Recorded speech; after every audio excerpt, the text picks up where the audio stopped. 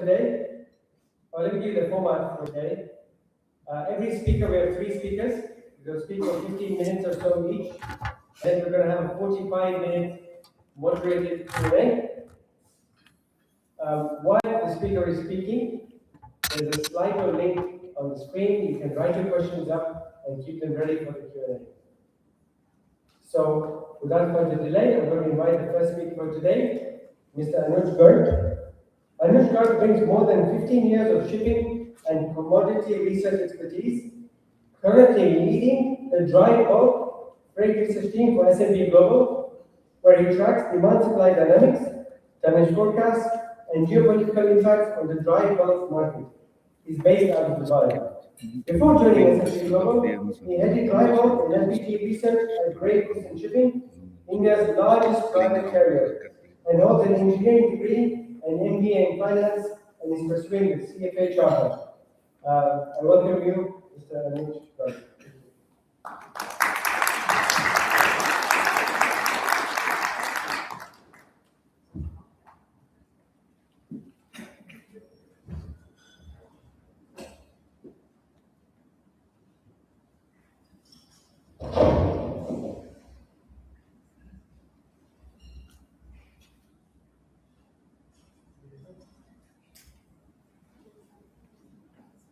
Yeah, that's it. Hello, good evening everyone. I hope I'm audible. First of all, thanks a lot for the wonderful introduction. My name is Anuj. I lead the dry bulk freight research at S&P Global. I've been doing this for a few years now, and hopefully I'll be able to give you some insights, that you guys already don't know. Shipping, as we all know, is a very interesting market. We all have been part of it. Over the last few years, geopolitics have been at the center of how the freight markets have moved. But what, as analysts, we realize is that there are certain key fundamental themes that still drive how the freight market works, and there are what we expect some of these fundamental themes to continue to impact the freight market over the next couple of years. Over the next 15 minutes, that's what I try and bring up, that on the fundamentals, what is it that is driving the dry bulk shipping market? That's what we focus on. Let's start with some demand trends. So despite all the negative news that we see in the market, the dry bulk trade demand has been on a steady rise. So if you look at calendar year 2025, total global international dry bulk trade was at about 5.52 billion tons, up by about 2.7% on a year-on-year basis. If you look at all the commodity groups that the dry bulk shipping generally defines, it is only the coal trade, which is the purple part in this chart, that is declining. Everything else, if you see, be it iron ore, bauxite, agri-bulk, minor bulk, everything is increasing. Going forward for 26 and 27, our expectation is that the trade will continue to increase. The only thing that differs is that the rate of growth starts moderating. And that is typically what we see as a market matures and the base of the trade goes higher and higher. What we are also expecting is that the minor bulk trade growth, which includes commodities which are relevant to Middle East per se, commodities like limestone, aggregates, fertilizers, that is the commodity growth. That is where we see steady growth. And what we are also seeing is a lot of new demand sectors are appearing for some of these commodities.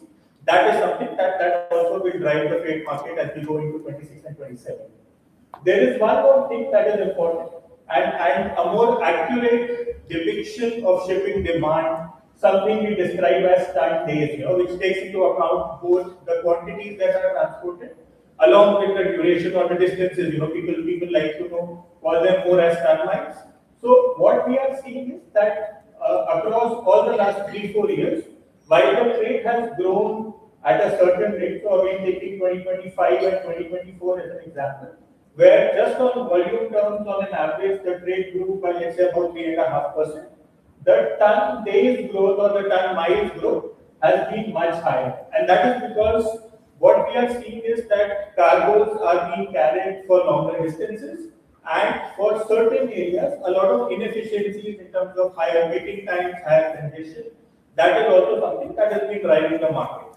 So these trends on the demand side is something that's been there and becoming more and more evident as we progress into TAD 2026 and 2027.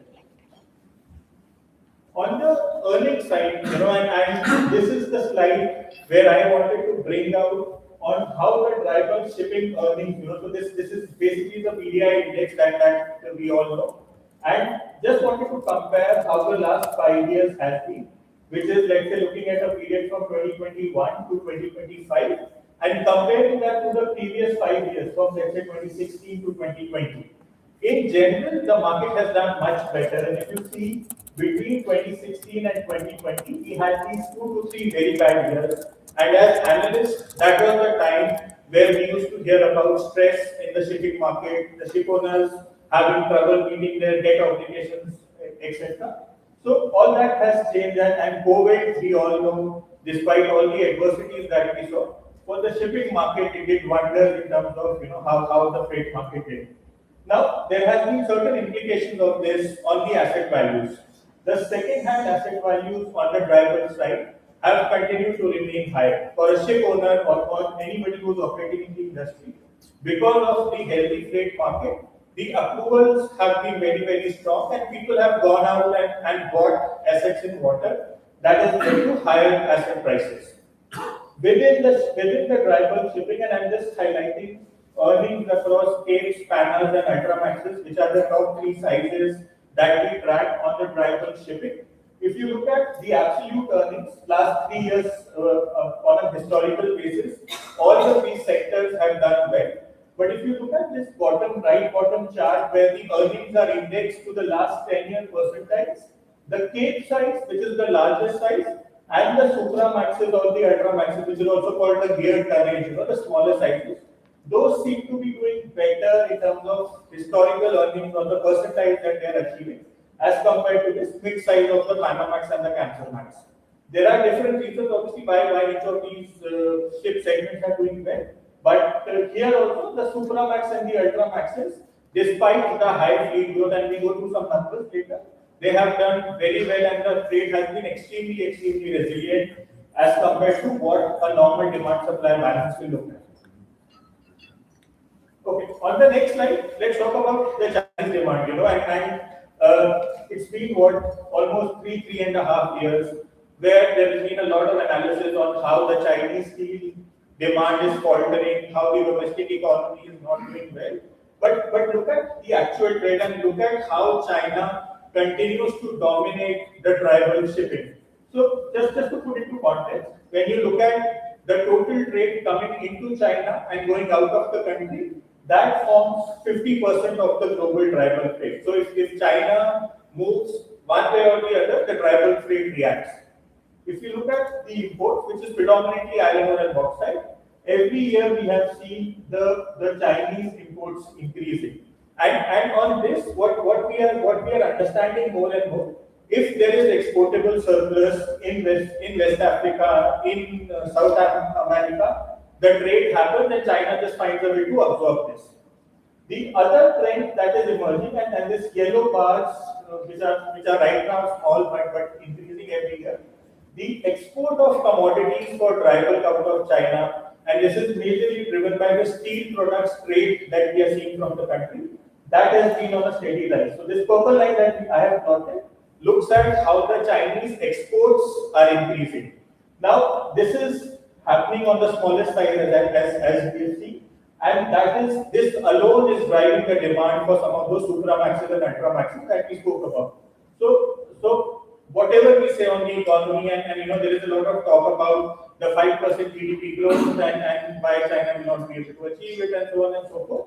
If you look at physical trade, China is exporting a lot of commodities, especially on the dry bulk side, and they are also now becoming an exporter of some of these commodities, which is good for the freight market going forward because most of these cargoes are sailing longer distances. Let's just focus on Middle East, and because we are doing this discussion in Dubai, I just wanted to highlight how Middle East is becoming more and more important for the industry.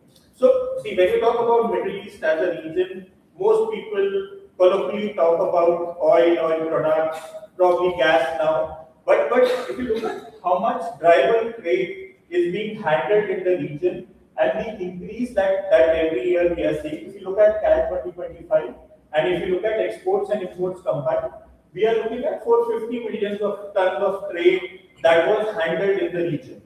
On the export side, we are seeing more and more trade for commodities like limestone, aggregates, fertilizer is being exported from the region.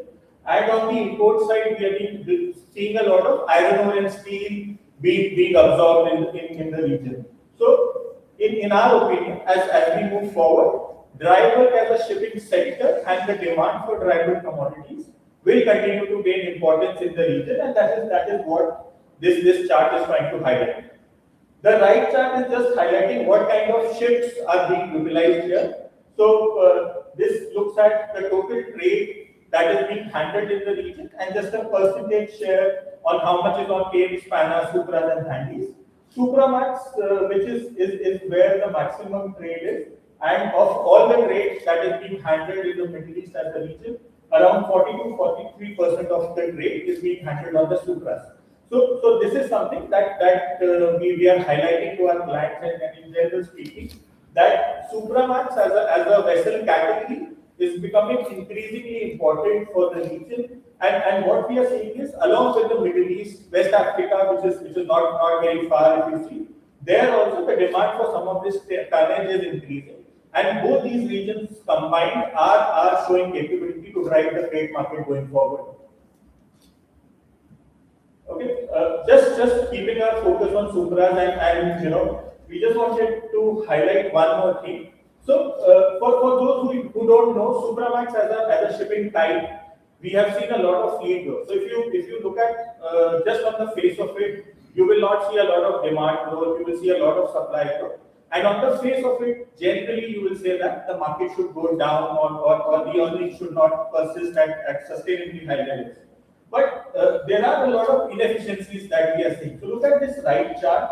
The number of average Supramax ships that we are seeing in congestion on a year-on-year basis just continues to increase. We thought COVID was a high congestion year because of the quarantine requirements and high turnaround time and all of that.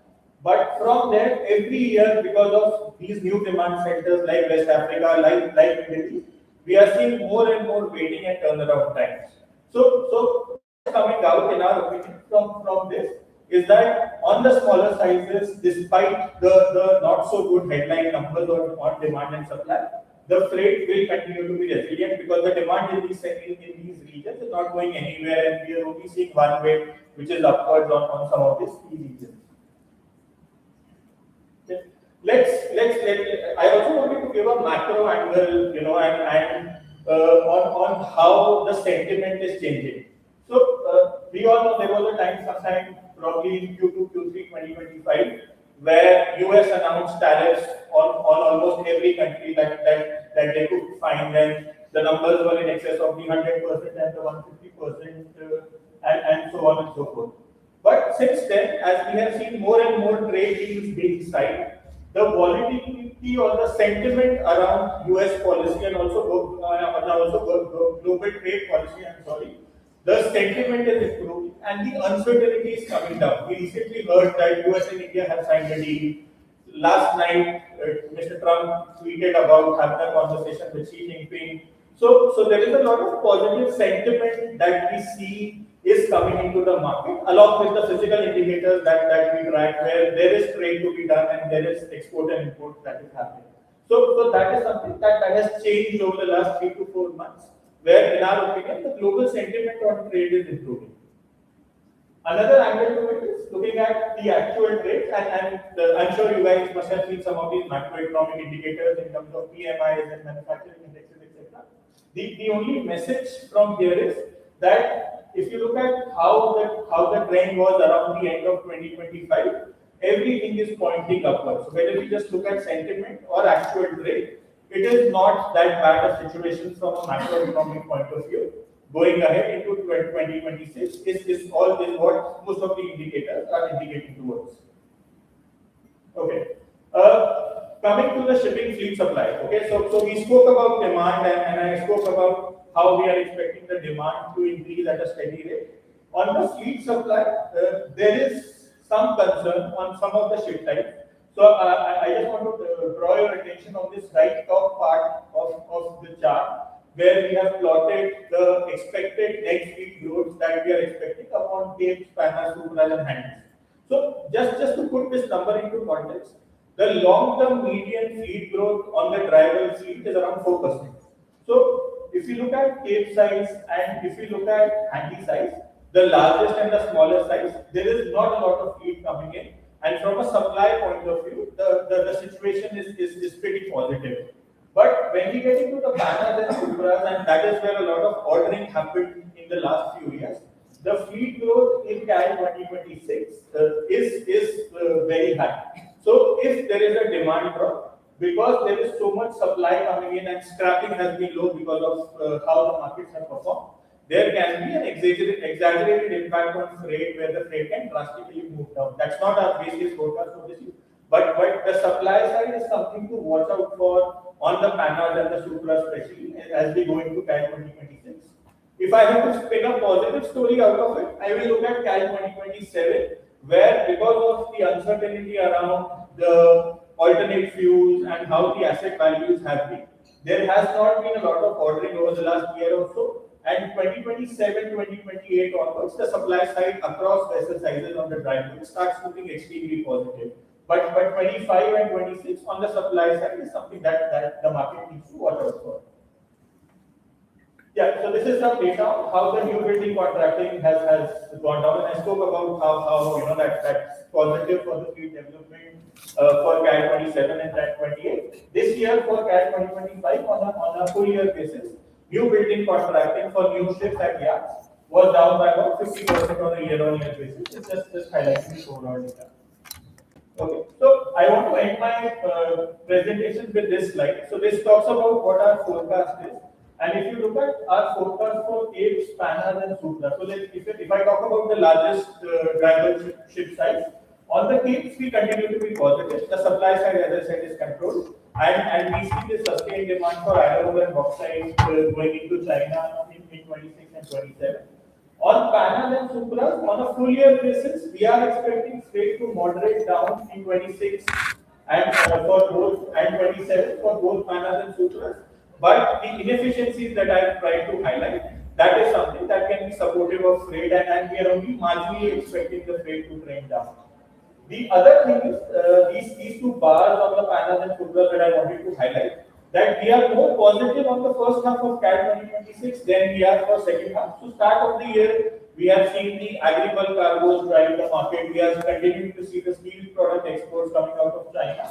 But there is some uncertainty around this for second half of CAT 2026. On the coal side, the Indonesian coal production quotas that have been in the news, the continuation of the US-China trade deal will matter. But the first half looks more positive than the second half of CAT 2026 is also what our analysis is saying. The last bit of the slide is the most important part, where all the swing factors or the key risks, as we call it, have been highlighted. So if I talk about Capesize, the Guinean iron ore exports, Simandao as a new project, as a source of iron ore, is something that everybody is talking about. There are some logistical issues with how much iron ore can come out in CAT 2026 from there. So that is a big swing factor for the Capesize freight market for CAT 2026. On the smaller sizes, the US-China trade deal is something that holds a lot of importance. So there have been a lot of announcements made, and a lot of those announcements have come from the US side. But if the US-China trade does restore back to what we saw in CAT 2022 and 2023, that is a definite positive, for the Panamax and the Supramax going into CAT 2026. In terms of the negative, we are seeing early trends of the Red Sea normalization. There are some of the container lines or the services that have started to get restored. If the traffic becomes normal, that is a potential negative for turnpikes, but we are expecting a very gradual change as we get into late CAT 2026. So that's where I would like to end. That is how we are looking at the dry bulk markets. Thank you so much for your time. Thank you.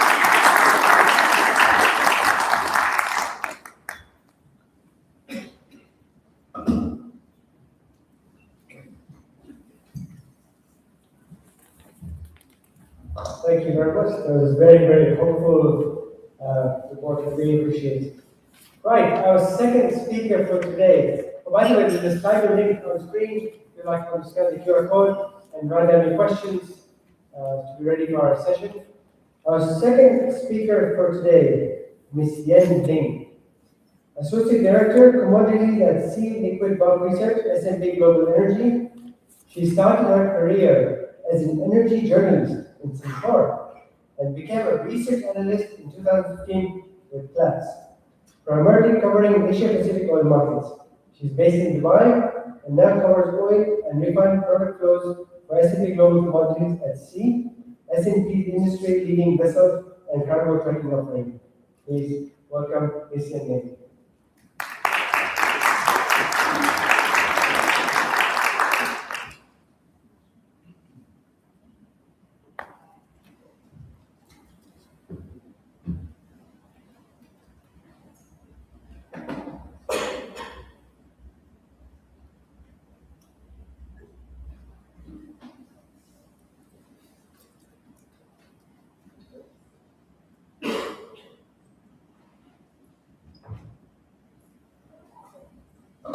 Good evening, everybody. My name is Ling, and I'm a research analyst with Commodities at S&P Global Energy. Our team is responsible for tracking global seaborne commodity flows, translating vessel-level high-frequency data into market insights. It's my pleasure to share some of the developments that we have been tracking recently.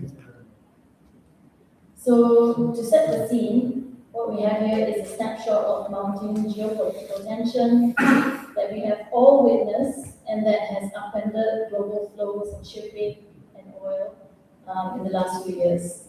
The crude oil and refined product markets have seen very significant dislocations at that time through the conflict in Europe, trade wars, sanctions placed on various actors, as well as geopolitical threats in the key regions.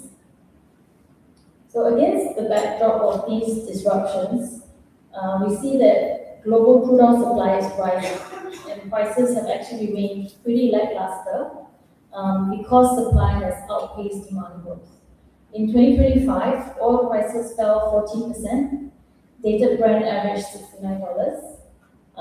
The crude surplus averaged about 2.1 million barrels a day in Q4. And you can see towards the end of the year that we had crude oil and water basically ballooned to 1.2 billion barrels.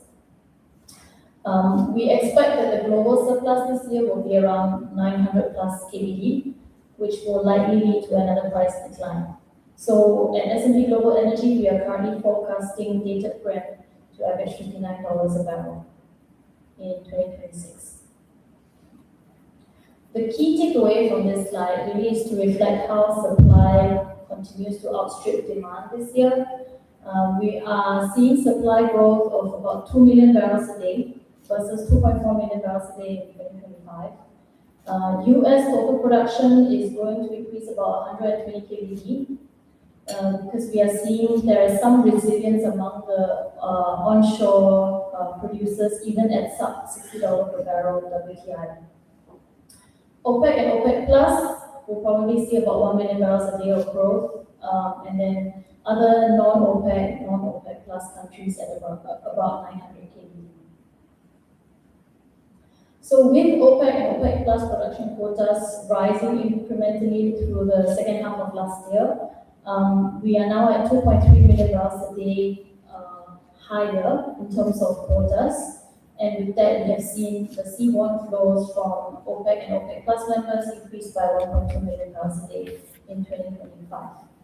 Among the top 10 non-OPEC producers, we had about 320 KBD of seaborne exports growth, led primarily by those in Latin America.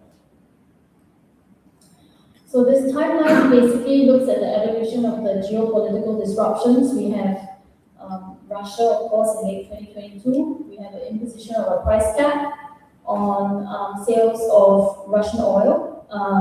This prompts Russia to basically start to build and rely on a shadow fleet to maintain exports to the key buyers. Currently, we have a price cap which is around the $40 per barrel mark. And then on the other hand, we have US pressure continuing on Iran, especially its shipping sector. We had about 380 plus tankers that were sanctioned by the US last year. At the moment, we have over 1,100 vessels sanctioned by the three governments, the US, the UK, as well as the European Union. That represents about 12% of the total fleet. VLCCs, you can see, are primarily targeted by the US, as that's mainly Iran imposed sanctions. About 24% of the VLCCs that have been sanctioned are linked to NITC. The highest number we have across the size classes are the MRs. We have over 200 vessels sanctioned, and then Aframaxes as well, we have close to 200 units. And overall, it's about 12% of the fleet, yeah. You can see basically how there has been increased harmonization across the jurisdictions. So the Venn diagrams basically represent the number of vessels that have been sanctioned by each of these governments. In May last year, we had actually very little overlap because obviously the US has been focused on Iran and its proxies, and to a lesser extent Venezuela as well, whereas the EU and the UK have been targeting Russia. As the sanctions pressure intensified and the majority of these volumes basically ended up in China. So the shadow fleet expanded to accommodate the sales. And what we have seen is that the traders, the middlemen, and the people who are involved in logistics have basically used the same vessels to transport different types of crude, which is why previously vessels that were used to transport Iranian crude were then also used to transport some Venezuelan or some Russian, and therefore we have seen that the UK and the EU governments have been also playing catch up to put sanctions on vessels that had already been sanctioned by OFAC. I wanted to touch a little bit on Venezuelan flows, given the recency of events. There's basically been a complete turnaround in how Venezuelan crude is now treated.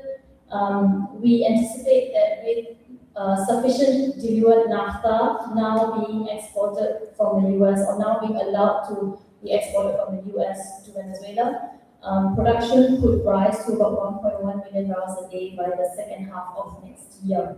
And that is up from 840 kbd in 2025. We will recall that Venezuelan production was as high as 3.4 million barrels a day in the late 1990s, just as Hugo Chavez came to power, and the oil sector was nationalized, and that was when PDVSA's expansion program essentially was suspended. In late January, the government in Venezuela approved a reform of the hydrocarbon law, which will now allow more investment to come into the oil sector. Companies will no longer have to form JVs with PDVSA or other state-owned entities to participate in the oil sector. And then more importantly, because PDVSA is still sanctioned, the US Treasury Department last week also declared that oil sales from Venezuela would now come under a general license. So Venezuela accounts for about 1% of global production, but 9% of total heavy crude production. And then in terms of exports, it accounted for 15% of seaborne exports of global heavy crude last year. Second largest only to Iraq. And we know basically in the last few years with sanctions, China has been a key buyer of Venezuelan crude, right?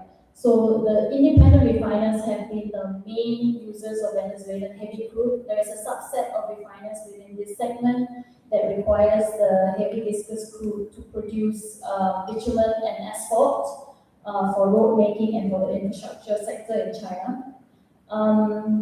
They are very margin sensitive, so I think they were buying Venezuelan crude at last heard kind of minus $15 to Brent delivered basis to China. And therefore, it's very clear that with the latest measures, China is basically sidelined and will not be able to take much or any of the Venezuelan crude going forward, right?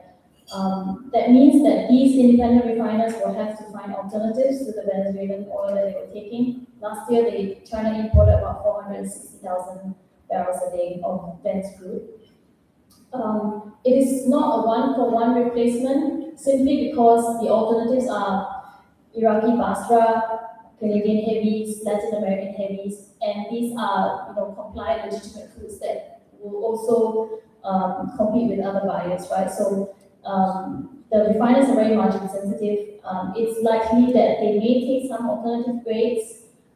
It's also likely that they may cut their runs if it doesn't make economic sense to continue running at the same levels as before.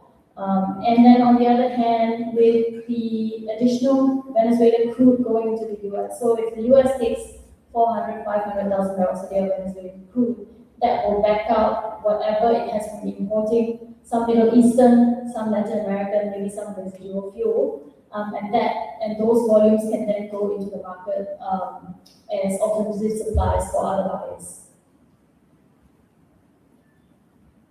So with the issuance of the general license, we are already starting to see the flows increase on the compliant fleet.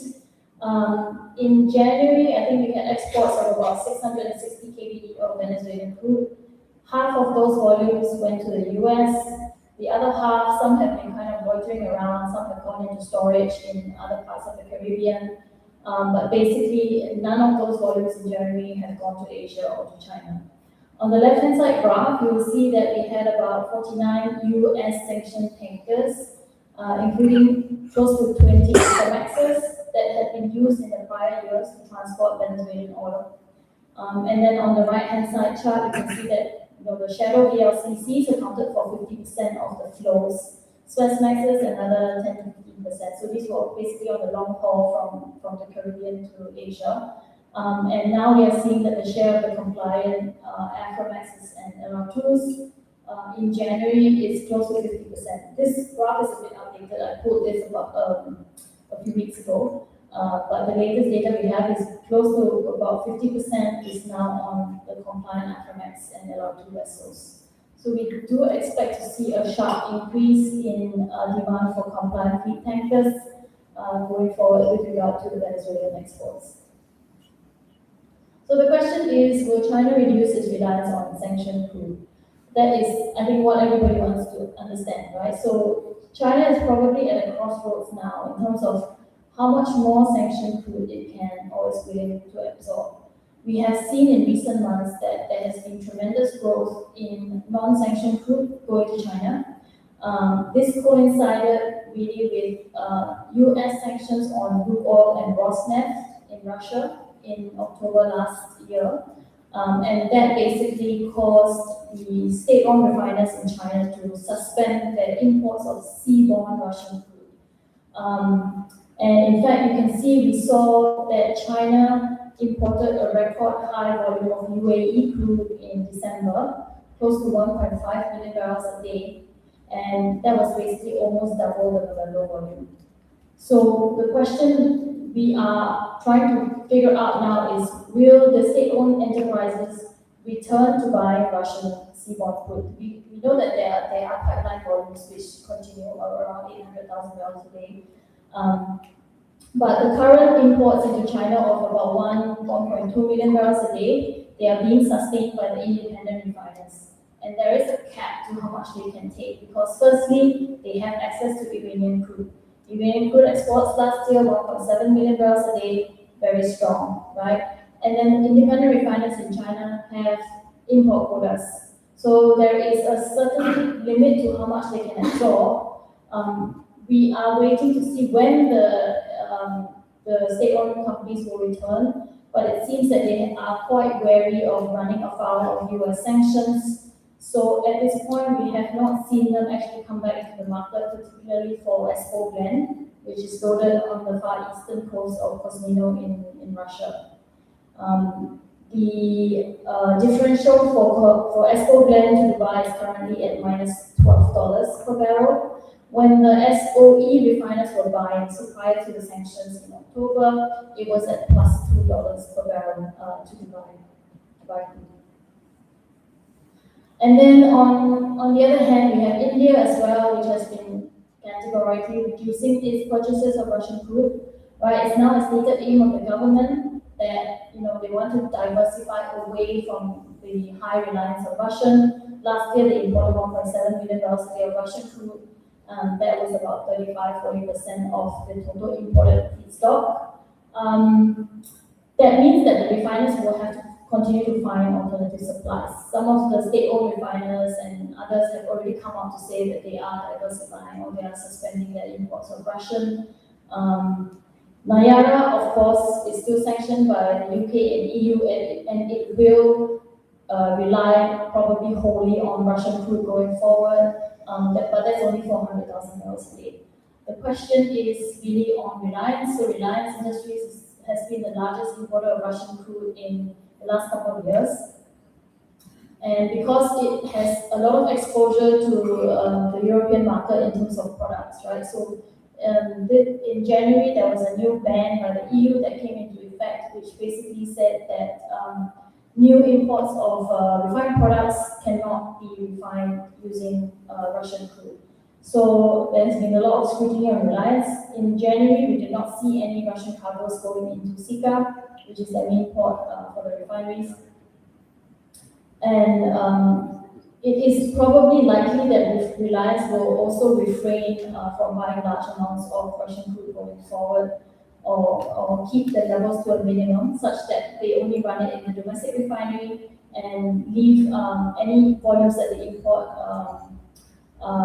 basically Russian origin free, so that they will then still have access to the European market.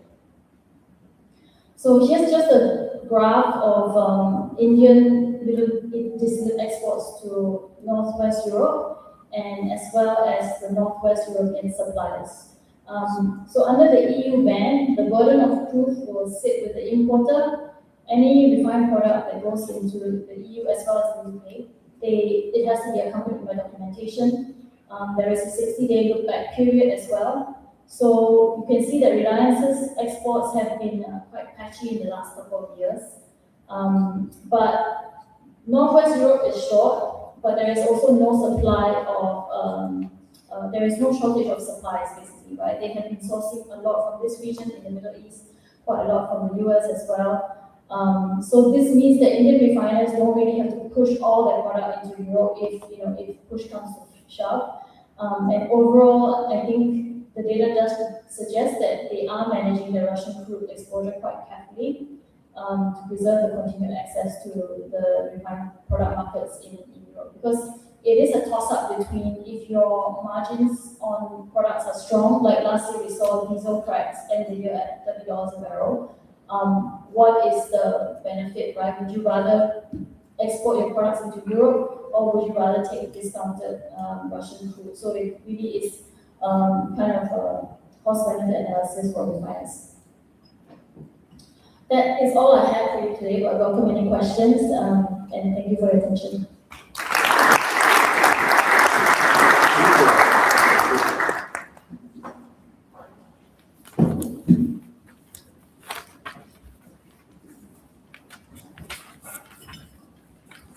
Thank you very much, Mr. Ling.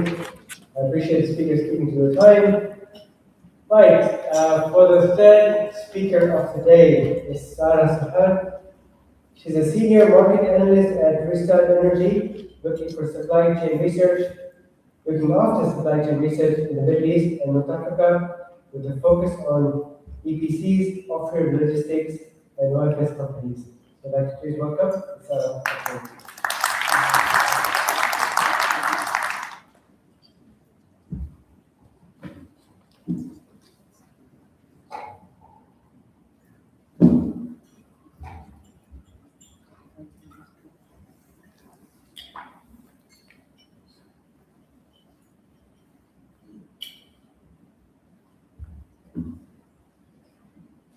Okay, big crowd. Thank you so much for having me today. I wanted to shine a small spotlight on one of the strategic levers that the Middle East is using to expand and strengthen their position as an energy exporter on a global scale, and that's ports. So I want to start off by thinking through why it's important to look at ports right now. I mean, Ports are an integral part of the energy infrastructure, and we've known that for a long time, but there's kind of a time risk element to it that I wanted to explore today with you. Behind me is one of Rystad's favorite slides. We try here to map the entire energy space from harvest to molecule to end use across the value chain. And the key point here is that ports aren't just one part of it, they actually sit across this entire energy stream. And if there is any risk to ports, there's actually risk to this entire flow. We necessarily need to talk about energy security in relation to these ports, especially in an oversupply environment. We need to talk about logistics that might impede on the supply. I'm talking crude oil, LNG, refined products, coal, biofuels. These all rely on ports and energy infrastructure. This matters because energy security today is not about whether the supply exists. I think we all know that it does, at least in the short term. It's about whether the supply can move and reroute across differential points that we'll kind of explore today. And I also have a geopolitics slide. The geopolitical angle obviously amplifies the pain that we've seen when we look at how interdependent the energy system is. I mean, you can read on the side there, these are what Rystad Energy thinks are the top 10 geopolitical risks in the energy system for 2026. But they all translate into disruptions or fragmentation of trade. And as trade becomes more fragmented and conflict rises, the question is not about whether alternative land routes exist, for example, because they would not be able to support all the maritime flow that is currently on water. There are potential corridors for the short term, like in Kuwait or Iraq or Saudi, but they kind of lack the existing pipeline capacity and the export capacity to match the scale of maritime flow. So the bulk of the Middle Eastern oil production sits in the south, and that's pretty much limited and tied to seaborne export. So let's take a look at the port landscape as it exists today. This map shows the density of major ports in the Middle East and North Africa, so we can get kind of a quick snapshot of how the region is responding to rising energy security risks. It's really only 30 or 40 ports that are actually like the key players of crude and product flow.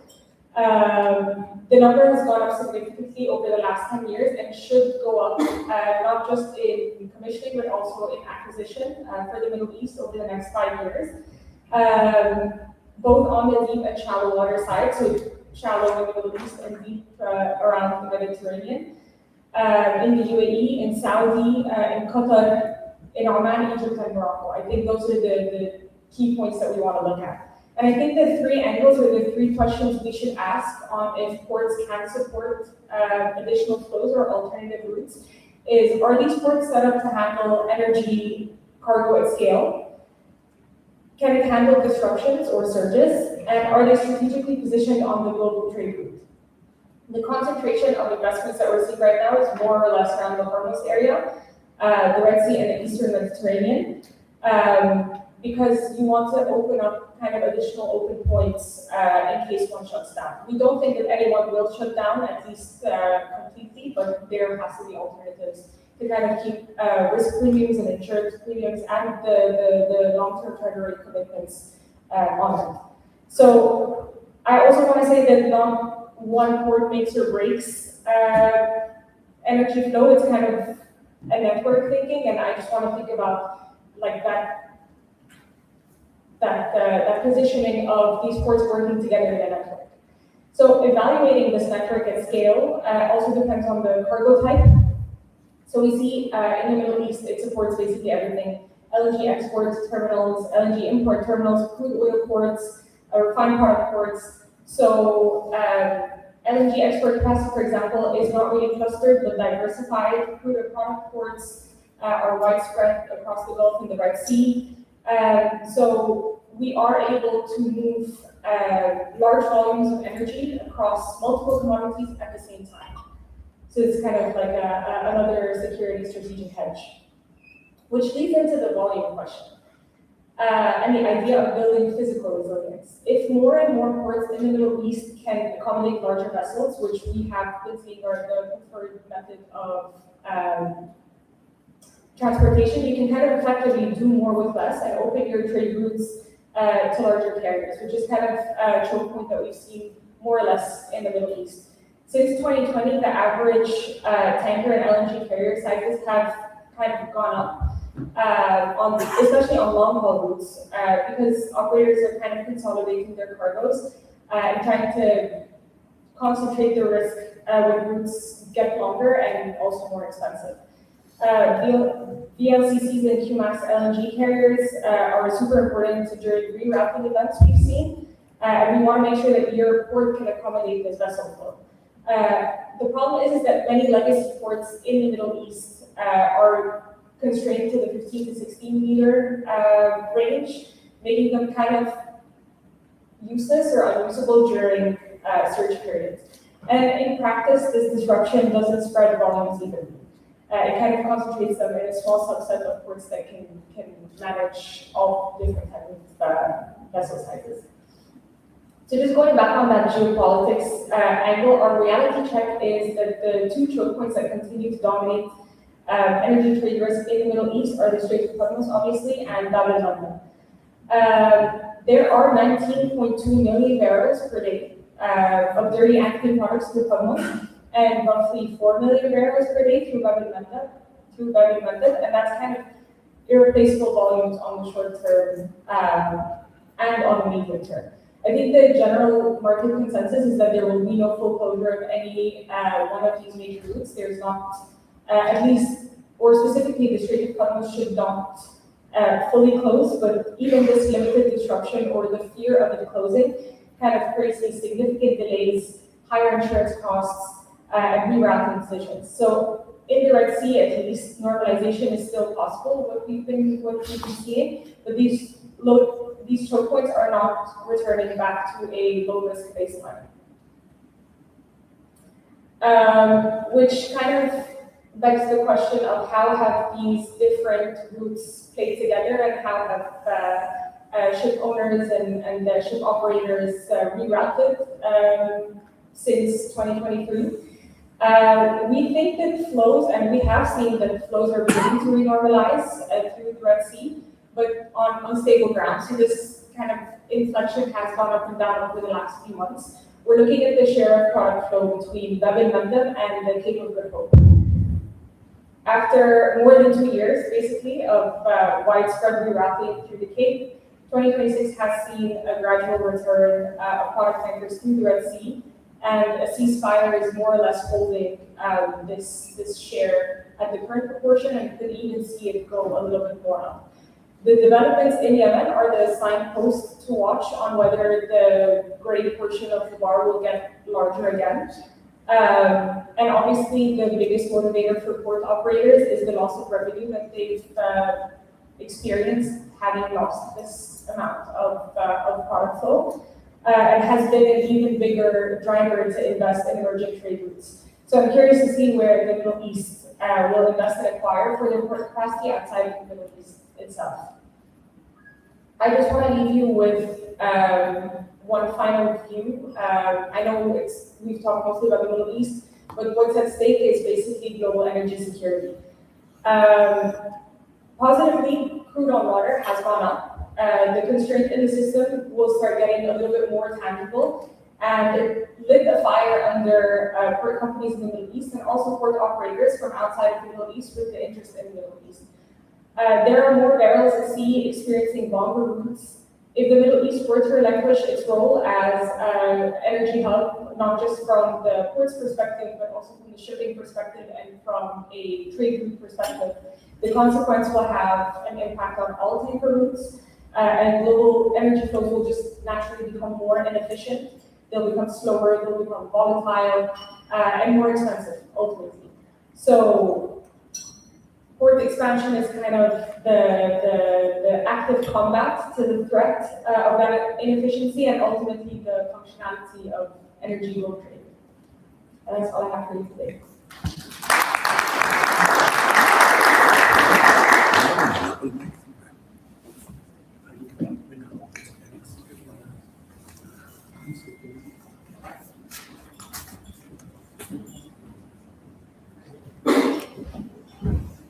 Right, thank you very much, Sarah, for that. Right, we're now going to have a panel Q&A moderated by our events lead, Captain Zayed. So I'd like to invite all the three speakers on stage again, to take seats, and Captain Zayed to moderate the session.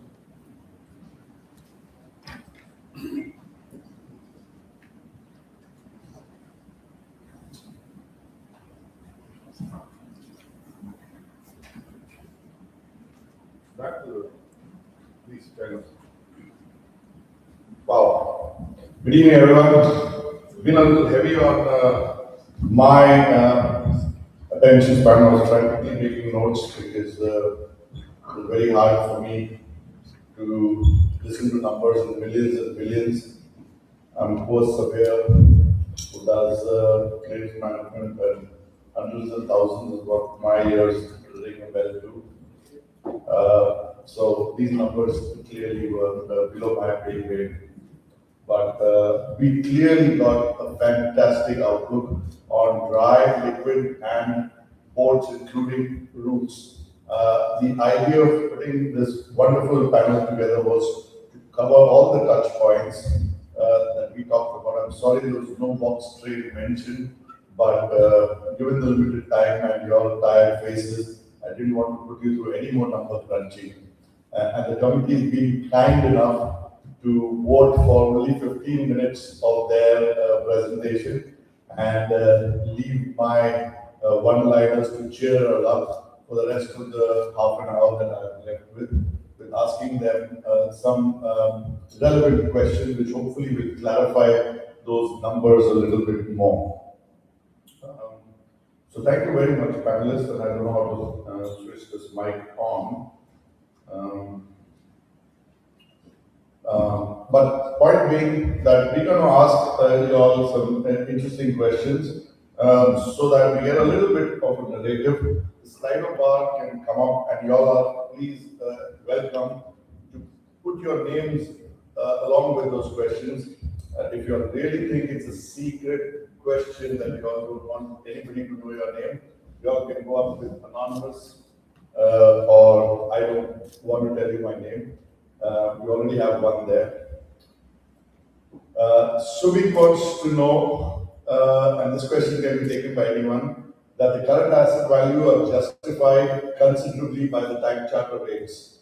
What about the TCE on spot? 15-year-old Supramax, 15.7 million. Now, this is a question which I think, yeah, you can take if you want to answer that question.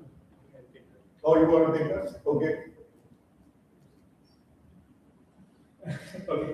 So, whether the current asset values are justified, see, I think the current yield on the assets is very strong, and as I was trying to cover on the Supras and Ultras, the freight has been much better than what the market was expecting.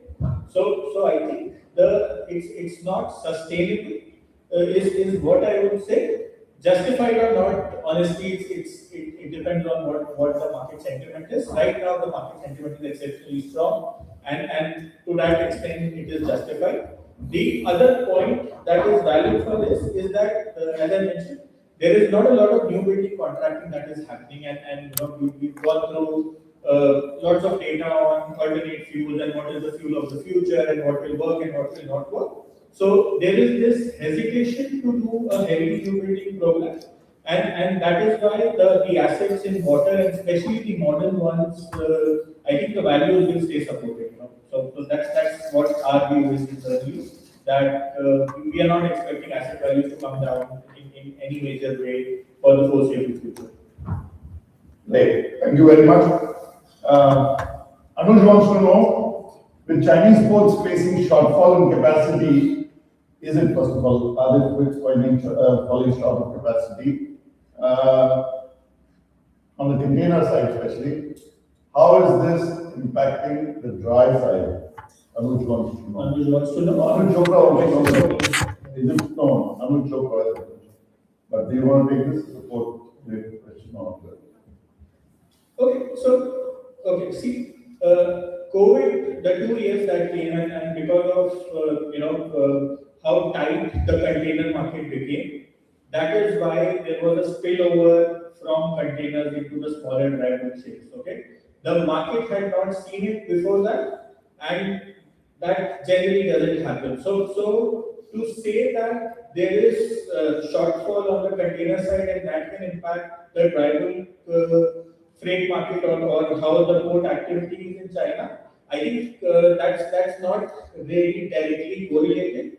Having said that, what really matters is that we don't see any issues in the efficiency that we are seeing at Chinese ports. At the Chinese ports, congestion, waiting, turnaround times, however we want to track it, that has continued to move down. So especially from the COVID times, the Chinese ports, both on the import and export side, have continued to become extremely efficient, and we are not seeing any issues being seen on hard data from the Chinese port side or the dry side. And also, I personally feel the dry side and the container side are pretty nicely segregated in terms of port. I rarely see any impact on the dry side. And I've been on both dry and dry. The quay side is completely different. The infrastructure and the facilities in the container side is different. And I think they're pretty isolated. Anuj, that answers your question.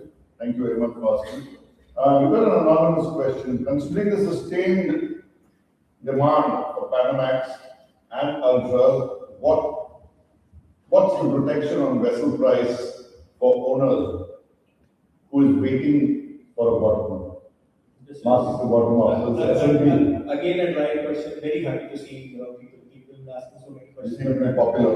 Yeah. Okay. So see. In terms of the modern assets, we are not expecting asset values to come down in any material way. This year also, if you see how the January asset values are being reported and some of the transactions that has happened, it seems the asset values are moving further higher, and the age profile of the ship that one is targeting matters. But in a reasonably youngish sort of vintage, there is a lot of bullishness on the prices, and we are not expecting that to start coming off. So, I just want to highlight two things that I mentioned in my presentation. One is that the last 5 years has been very strong on dry bulk. Dry bulk shipping is not used to seeing such a cycle. Probably this happened before the global financial crisis in 2008, where probably 2003 to 2007 was a fantastic market. So everybody is cash rich in the industry. I remember there was a point in time where as an equity analyst also I used to track these net leverage numbers, and they didn't paint a positive picture for a lot of diversity owners. All of that has changed, and that in itself is positive, for asset values for the foreseeable future. Yeah, thank you very much. I go straight to Yan. She's been waiting for an intelligent question. So, Yan, from your vessel and cargo tracking data, what early warning signs should charterers watch for when market sentiment is about to shift according to you? Well, basically for us, we look at price, of course, but not just flat price, right? So we look at margins, we look at differential. So the price that you see today in terms of what's been assessed, what the margins have come in at, what the arbitrage is looking like. Obviously, that will translate into flows, 15 to 30 days forward, a month or two from now. So that's one of the key things that we are very focused on in tracking how the movements of the differentials and the margins are from day to day. This is quite important, especially when we're looking at region-to-region flows, particularly with things like the crude EFS, looking at how much Atlantic Basin crude is coming to Asia, and then also looking at things like how much gas oil will be moving from Asia to Europe. The other thing that we look at would be oil and water. So I had a slide earlier on oil and water and how it's been going up. Basically, that really is just indicative of if there's any change in structure in the way trade is happening. If vessels are spending a lot longer on the water, then that is delaying their voyages. We have 1.2 plus billion barrels of oil and water still at the moment. 25% of that is really just sanctioned crude. Russian barrels are really struggling to find homes at this point. 30% of the December loaded cargoes from Russia are still in transit. So we are watching this signal very carefully to see if they will actually end up getting discharged. Yeah, thank you very much. While the mic is with you, Amit wants to know the higher the PCE on VLCCs for the last 3 months, still going to go and the price is holding high, or do you think the price will stay strong in the next 2 to 3 years? What is your crystal ball prediction on that? Well, I'm not a tanker expert, right? So I look at flows. We have a separate team that looks at tankers and tanker rate forecast. But we all agree, I think, that the current crude market is very strong, and it has also translated into very strong earnings for VLCCs and other crude tankers, such that there is now switching between clean and dirty. But also we have new deliveries coming on the market this year. On balance, I think because of the shadow fleet, because of the sanctioned fleet, those in effect will not go back to the compliant trade, right? So even with the new deliveries coming into the market, we do see that there is going to be some bullishness for tanker earnings this year. Sorry, I can't be more specific. Oh, that's fine. Thank you very much for that. I don't know if anybody wants to take the chemical trade question. Is anybody having any expertise at all to show something that they are not? But Anuj wants to know the forecast trend and capacity in chemical trade. Now we pass that. I'm sorry, we work with us. Good try. Thanks to put the panel on the test.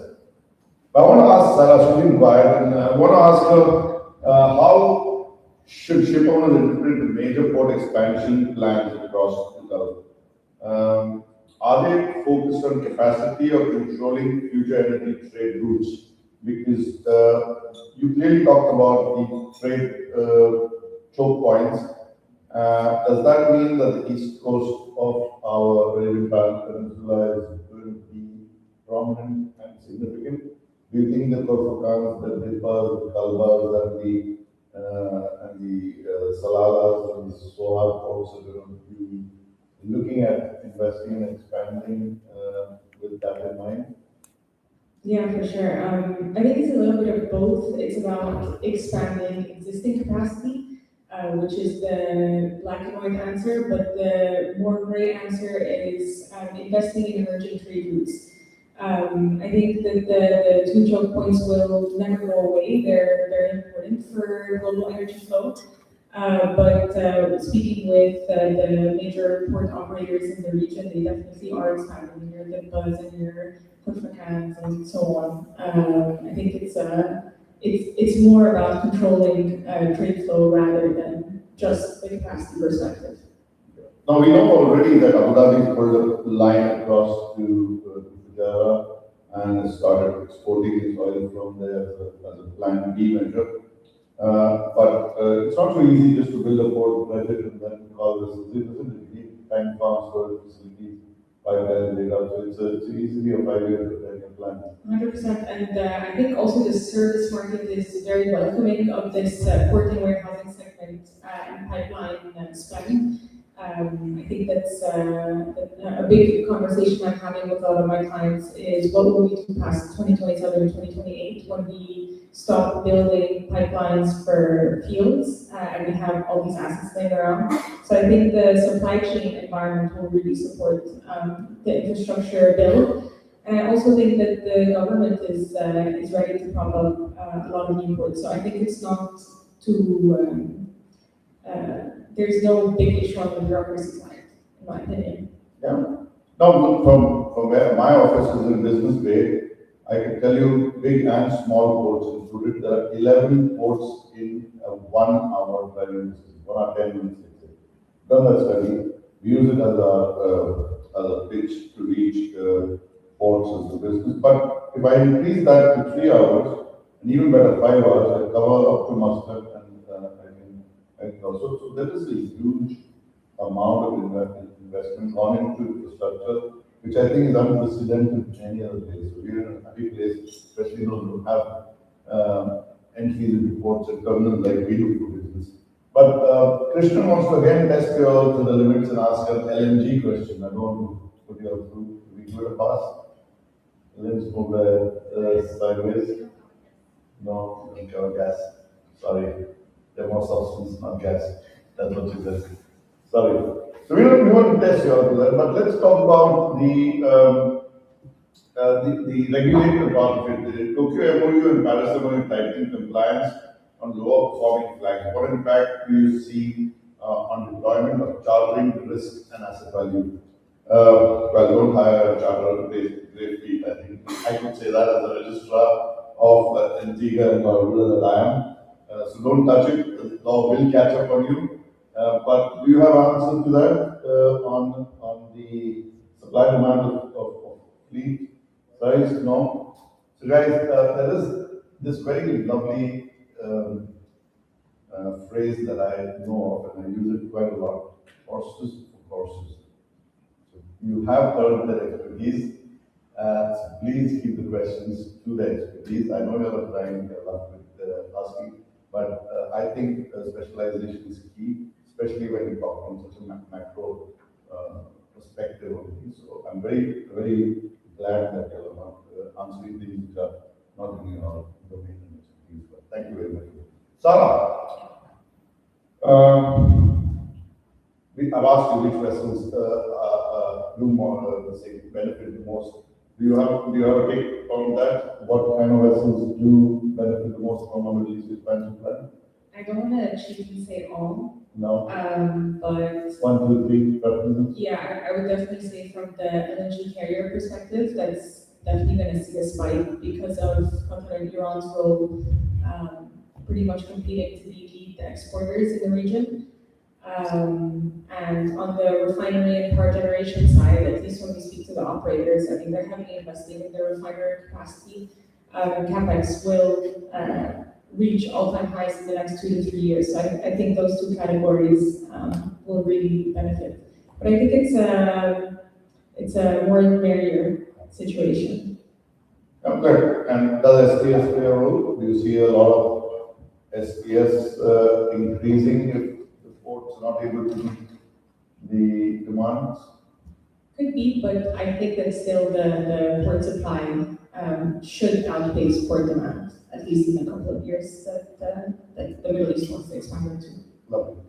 Anuj, you've been quiet for a while. Do you want to take that question? Do you see any impact on alternate fuel vessels in dry or bulk shipping market in the short term, medium term? I must tell you that alternate fuel, I had a presentation yesterday, and as per the data I have currently of 2026, the current alternate fuel vessels stands at 1.6% of the global fleet. And the order books indicate until 2033, that number is only going to increase to 16% of the global fleet. This I know on top of my head. And if you're talking about that question, which stands for 16%, I don't think it's worth talking about. So until 2023, as per the order books, I can assure you that conventional fuel, low sulfur fuel is still going to dominate the operations. So all this hype we talk about alternate fuel, yes, it's very nice for the order books and thinking ahead and investing, but that's not going to translate into real numbers and vessels which are actually going to burn. So we're talking about 1.6% of the fleet at the moment presently. What is your take on that? Okay, I think we are now getting into the questions where it's important to specify that some of these views are personal and not necessarily the companies that we are representing. So you mentioned that number, That's the BNB data that I have. So on the dry bulk, the number is not even worth mentioning as of now. So some of the ships that you're talking about naturally carry the alternate fuel as cargo. So we're talking about ammonia carriers, LNG carriers, LPG carriers, so on and so forth. Okay. So on the dry bulk, I don't think that anything meaningful is happening on the alternate fuel vessels, so to say. We are not seeing any traction there. I think how it is helping the market is that because of the confusion that there is, people are not sure what to order and what will work in the early 2030s and the mid 2030s, and that is supportive of the asset prices that we've already discussed. So that impact, whether it's an impact or whether it's an influence, how are you going to see it? That is what it is, but nothing material is happening, and at least to our, in our opinion, at least this decade, nothing meaningful we are expecting on the dry bulk, because the cargoes that are being carried are very different to the fuel that is expected to be burned for the alternate future. Thank you very much. Let me ask you a question on the risk aspects of Red Sea and Black Sea, which is reshaping the flow. How is voyage distance affecting tanker demand? Do you see any of this benefiting the Middle East ship owners through higher ton-mile demand? I know there was one slide which you had on this saying that Middle East exports have gone up, but do you want to elaborate a little on that? Yeah, so I think when we talk about dislocations, right, so it's not just affecting one region on its own. So if there is a dislocation here, obviously, then globally, other regions will be impacted as well. I mean, it's not just about the choke points and the disruptions, right? We also have the fact that Russia is a major oil supplier that is situated next to Europe and the Med, and it is not supplying to Europe, right? So that means that it is instead sending product halfway around the world, to Latin America, to Africa, to Asia, in the case of NAFTA. And then Asia has to send products to Europe, the US has to send products to Europe, and crude as well, for that matter. And all these, obviously, these locations are creating opportunities and forcing the industry to basically optimize and gain efficiencies in a sense, right? So we have seen strong traction on, for example, LR2s from Middle East to Europe, right? If the Suez returns, a lot of the Middle Eastern refiners are still using the Cape of Good Hope to send products to Europe and the Med. If the Suez route returns, obviously that will become a lot more competitive going into Europe, and that could back out US barrels, for example, and the US barrels will then stay within the Americas region. So I think there is a lot of optionality created by these geopolitical events that are happening in the background. Thank you. That was lovely. I think that answers the question. Anuj, you mentioned about the pressure on turnaround time on vessels, and there is a question on disruptive technologies. We've seen a lot on those magnetic mooring systems that are coming in. I've personally experienced that when I was on my bike ride to Helsinki, and the Roro that did the transfer between Tallinn and Helsinki. We had both sides having these magnetic mooring operations, and within 15 minutes the ramps were down and we walked out. But these were proper, at least 2,000 person carrier Roros. But point being, do you think technology that is, we talk about digital twin, we talk about a lot of those port auto release moorings, tension moorings, magnetic moorings. Do you think all that,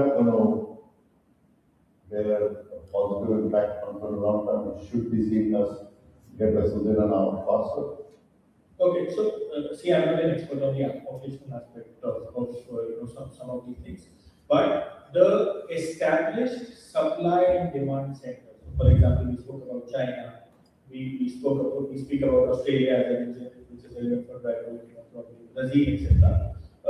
There the efficiency is improving, and it is very clear on which way that is developing. I'm assuming that some of it will be around that.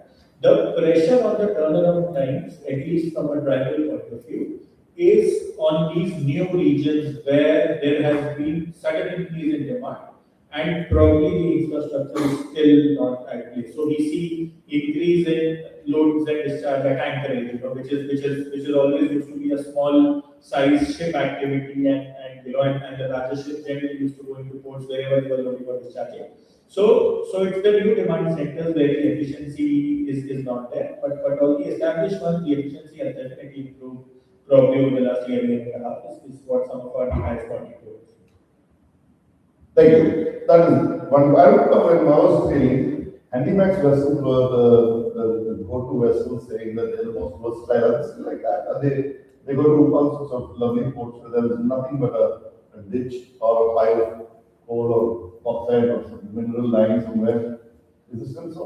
It is. It's just that what you call Handymax has changed.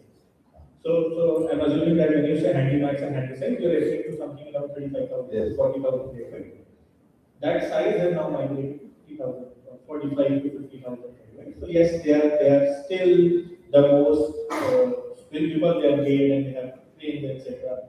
So they are still the most versatile, so to say, and their own regional demand and supply matters more than what's happening in the global market on the smaller sizes, and some of the emerging demand regions like East Coast of the subcontinent, Southeast Asia, West Africa you spoke about, that is where they have very high utility, and that is where the demand is going. Investment return is better. I'm sure there will be some studies around No, so- no, it's fine. So and probably I'm being prepared for some of the questions that our clients ask us. So it's not bad practice for me. So I see a question, on indicating towards the preferred side of investment on the dry bulk side, probably for the next 2 years. In my opinion, it is the Capesize, the trade that we are seeing on bauxite. Because of the Chinese investments that has gone into the region, into West Africa, whatever exportable surplus is there does find home in China, and we keep challenging ourselves into showing some of these other indicators that will indicate that the demand is not there, but it's happened for the last 2.5 years, and there is no reason why it will not continue. So and it's obviously a much less complicated trade, long haul voyages, so to say. And the supply side is very controlled. In the slide that I highlighted, Cape is the only vessel category where the feed supply growth for the next 2 years is probably on an average 3%, which is much lower than what we are seeing on the Supras and Tanas. So that's where I think one should go. But again, the asset values are where they are. Thank you very much. Although Anuj has been very candid with his answers, if anybody invests in Cape-size vessels the next 2 years and our company profits go ballooning northwards, please come back and sponsor the ICS's award function, which are going to be held on the 14th of April.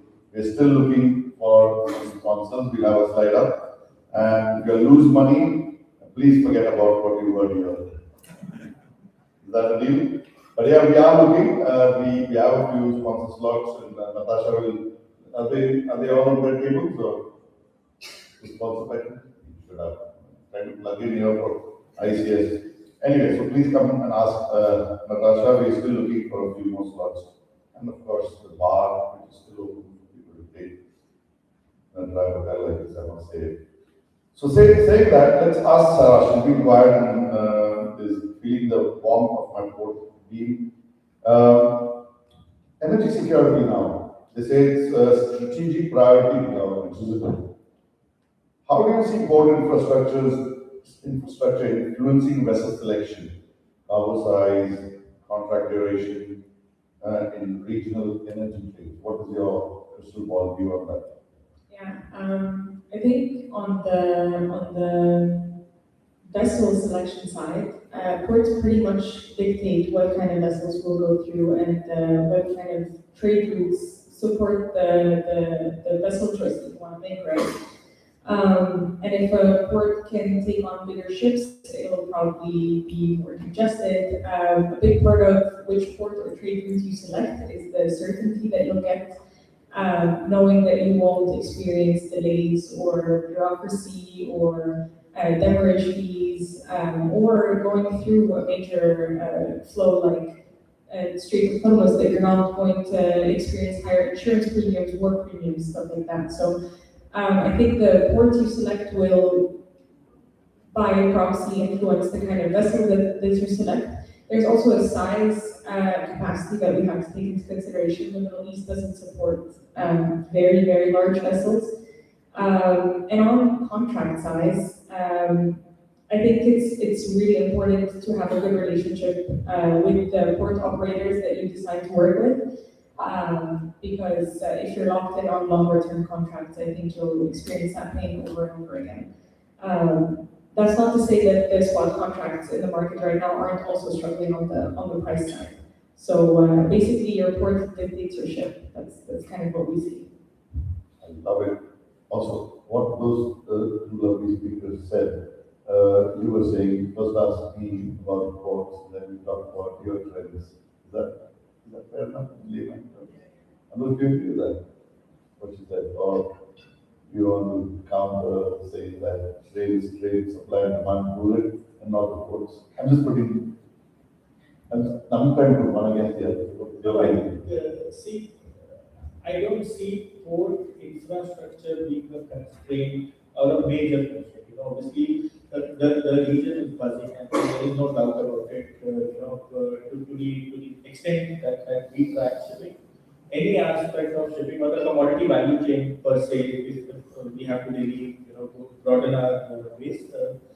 Everything in this region is pointing towards better activity, higher demand, higher supply. But I think it's all becoming a self-fulfilling prophecy, so to say, where because I've been in this region permanently for about 2.5 years now, and the kind of efficiency you see in the systems, and once you start staying there, you see that all around you. So in my personal opinion, this is not a region that will fall behind you for any infrastructural constraints.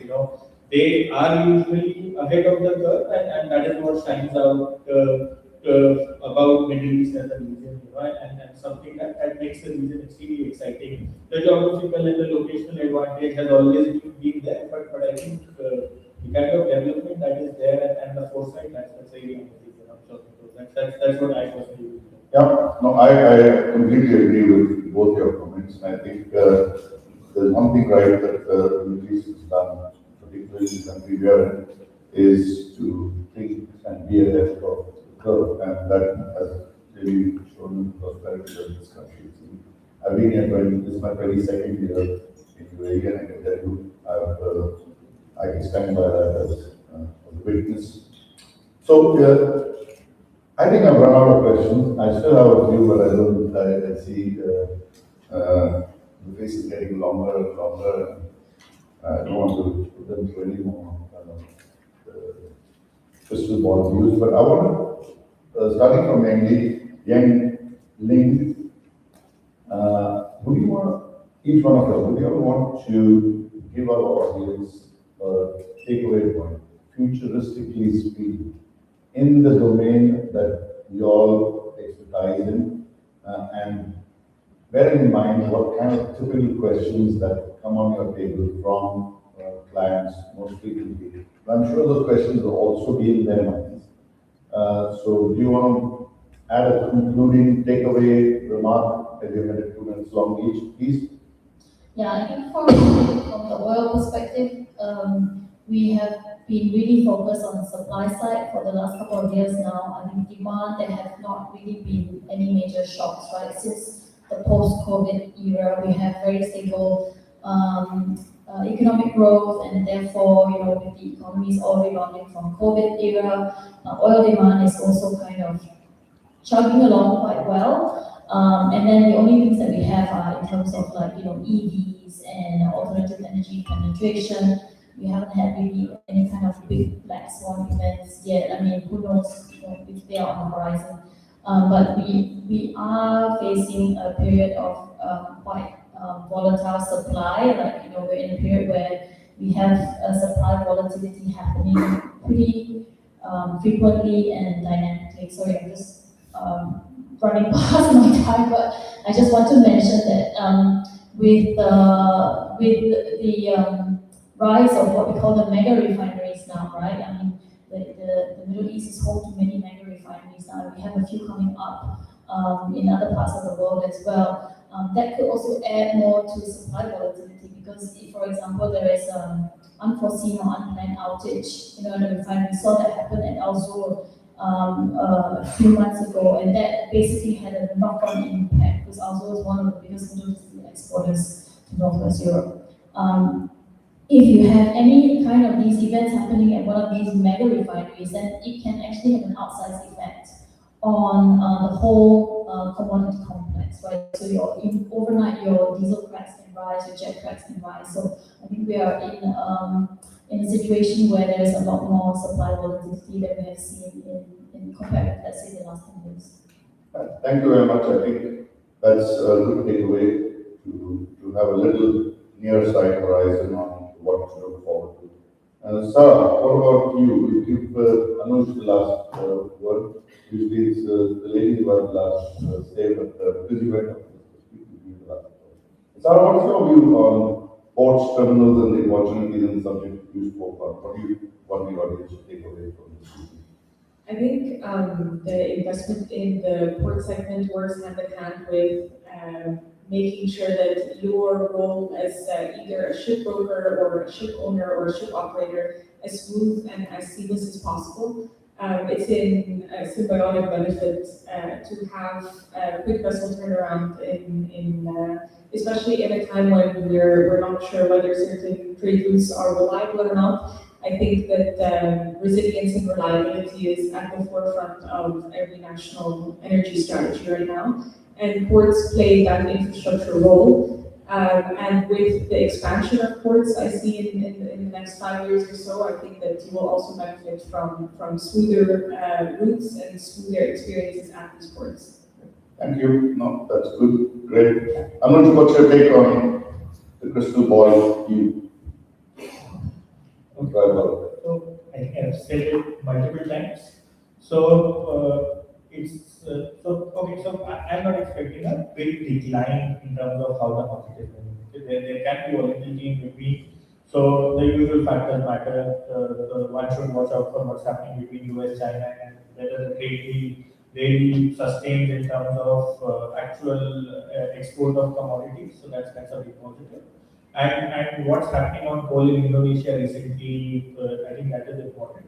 But otherwise, especially if one has to take a view over the next couple of years, we are finding it hard to see a lot of substantial, meaningful factors that can really keep the market down and keep it down for a sustainable, let's say, 6 months, 1 year period. So that is what a lot of our clients are asking us, and that is what we believe. So we are also not giving an overly positive view on trade, and as I said, the market is where it is. But there can be volatility, and shipping always comes with a lot of volatility. But not expecting the market of 2016 and 2017 or 2020 to repeat for sure. So I think we are well past that, and something really bad has to happen in terms of policy or in terms of these major geopolitical events for the market to come down in that big a magnitude. This is what I would say. Brilliant, lovely. So those who are working in the driver sector, please expect a bonus. Please expect yourselves to also come back and sponsor one of these meetings, or a treasurer is smiling year to year. Bonuses have already come. Already come? Yeah. Can they expect more bonuses? Let's end on a positive note. Let them say no. But saying that, I want you to be thoroughly appreciated. I think this was something I expected this evening. I think we have got a good insight on the overall picture. We've tried to cover all aspects of the shipping sector, barring containers, because I couldn't find an expert in container. But thank you very much. A round of applause. Thank you very much. Thank you. I would like to welcome IC's Global Chairman, Christian Sumori, on stage to hand over token of appreciation to the speakers. I also would like the committee to come on stage. Ravi, Vivek, Sudesh, Chand, is there any Sheikh? Please come on stage for the pictures.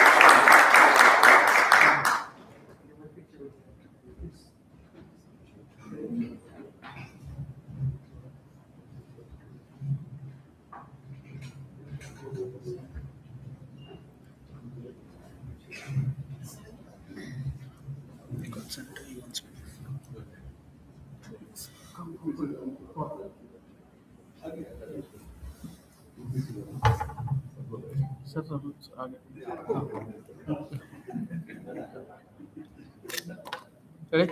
Smile. Thank you. Thank you very much.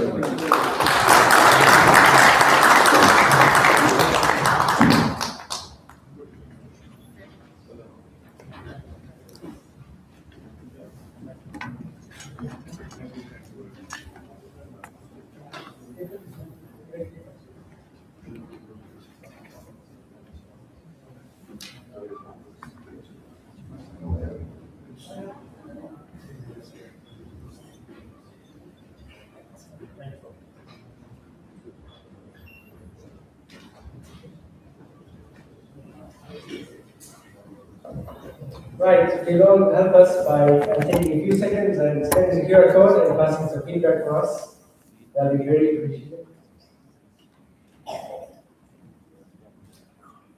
This was a memorable day for us, for our committee. This is the last networking event of our term, which is brilliant. We've had a very amazing time. The numbers, the audience, the people, the team we work with has been amazing.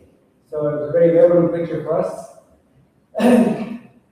Moving along, we have 3 certificates to hand out today to our new fellows and members of the DIFC committee. I'd like to call upon Dr. Chand to please come forward. He's our membership lead. The first certificate will be for Captain Anuj Chopra. Please come forward.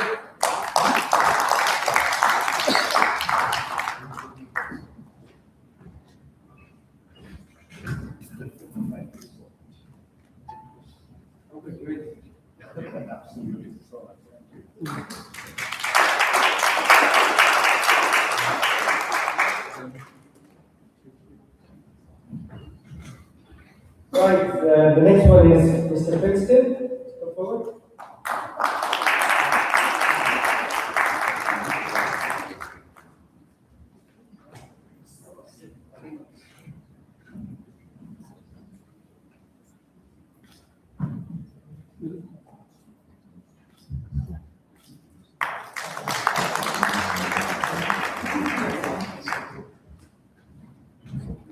Right, and the third one is Mr. Zayed.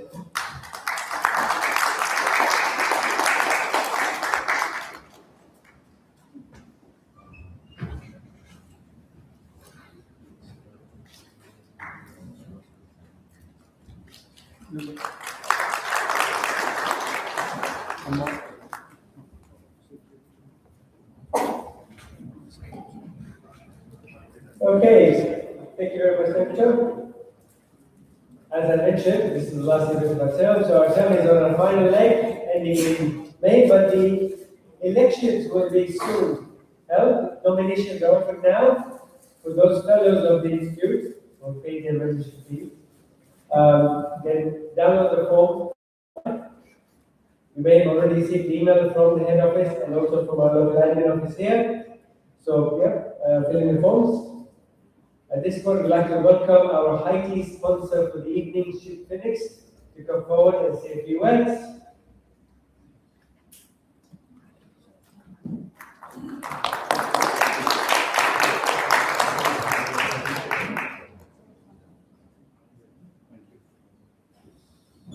Hi everyone, I get to come on the stage twice. Been a long member, so just to share a fact, I did my ICS exam in 1992, which just dates me. So it's an honor and privilege to become a fellow. And at Sheikh we support it at 120%. We believe, our word, our bond. We believe in that as a company. We believe in that with ICS, and we value our partnership. So what are we trying to talk about at Sheikh? We believe we're going to change the way ships get financed. Period. Ship owning club is a very small club, 5,000 people around the world. If all of you wanted to be a ship owner, the entry barrier is tremendous. It is a challenge. Looking at the market size, there's plenty of money. We know the global economy was 130, 140 trillion, with shipping lubricants to make it happen. Let's put it this way, that's the glue which makes it happen. And you can see a market size where it stands. What's the problem for seafarers?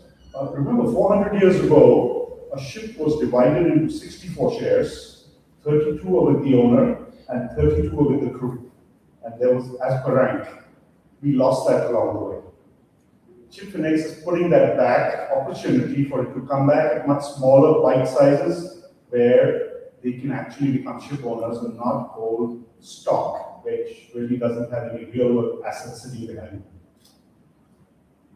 On the ship owner side, if you want to be an aspiring ship owner, your challenge is, which bank is going to give you money? There's your balance sheet.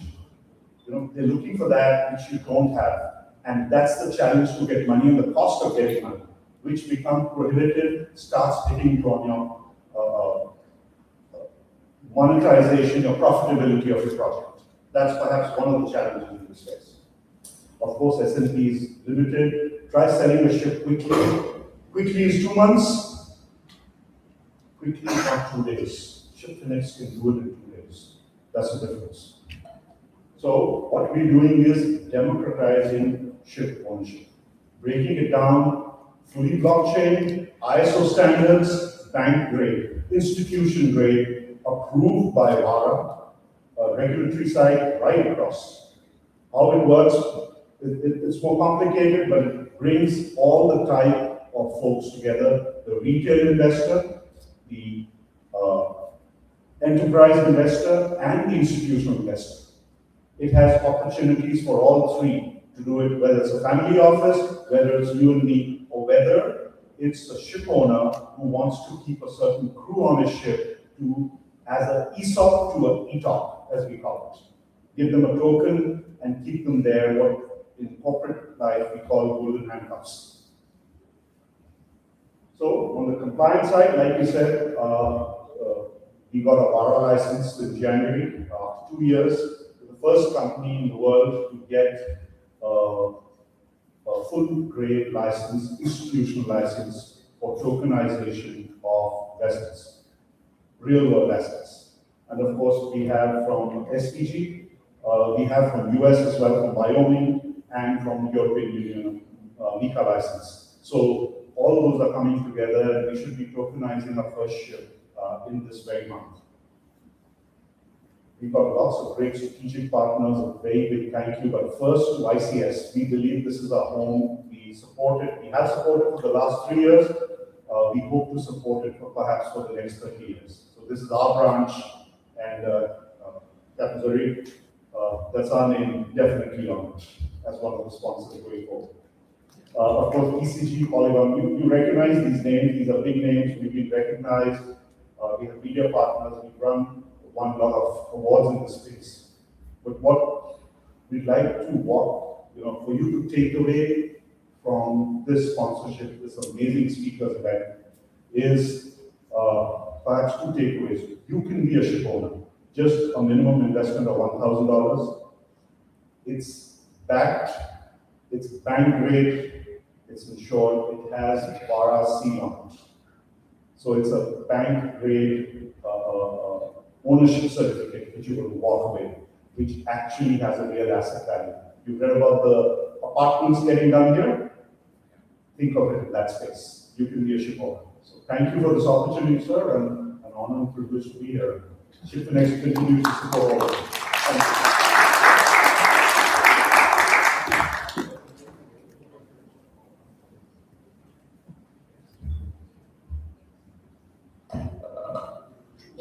Thank you, Captain Anuj, and thank you to Ship Phoenix for being our platinum sponsor for this year and for being a high-key sponsor for this event.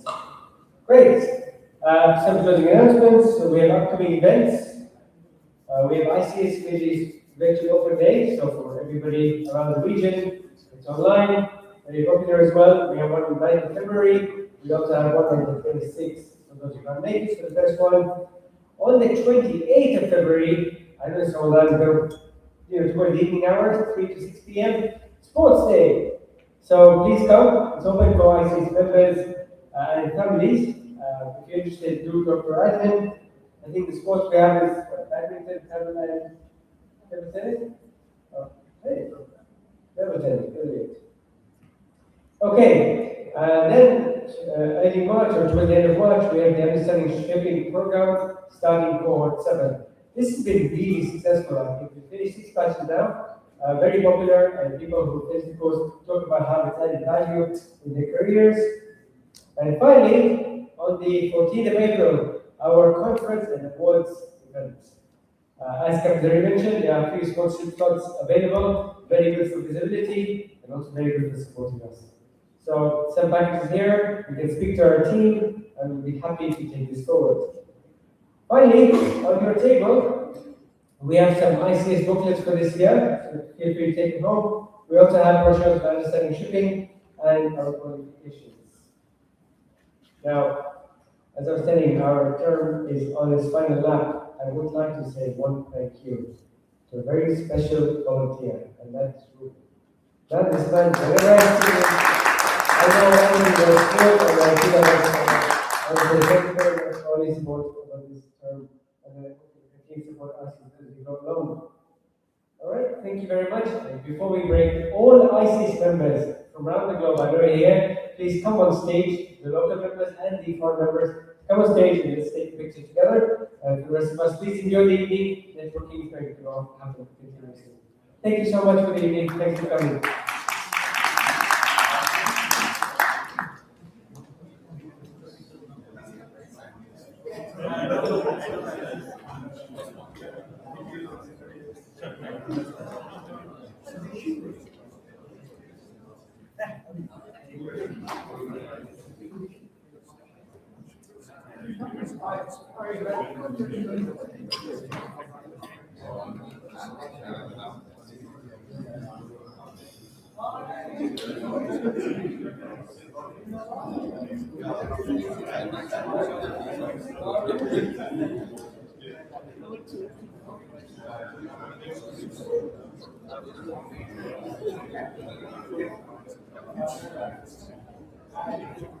All the ICS members, please. Before we take our call, we need to have here one more row. One row here. Now, you're up.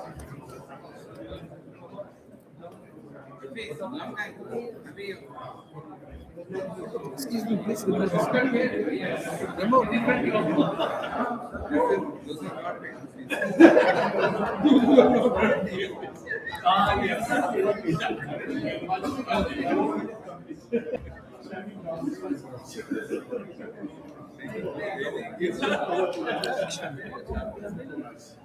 Any more members, please? ICS members. Masa.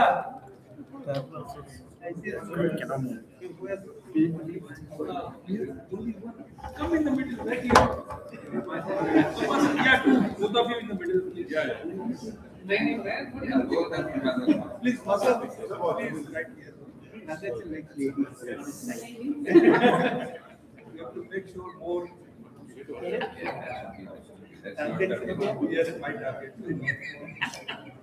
I need to at least 3 committee members. One more. Smile.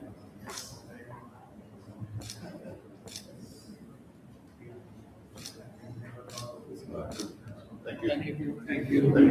Now,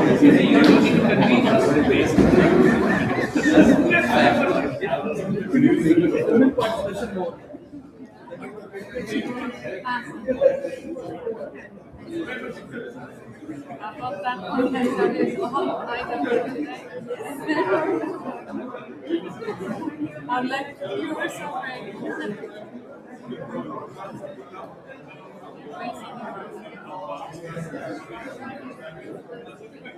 Yeah, I can get last. I'll give you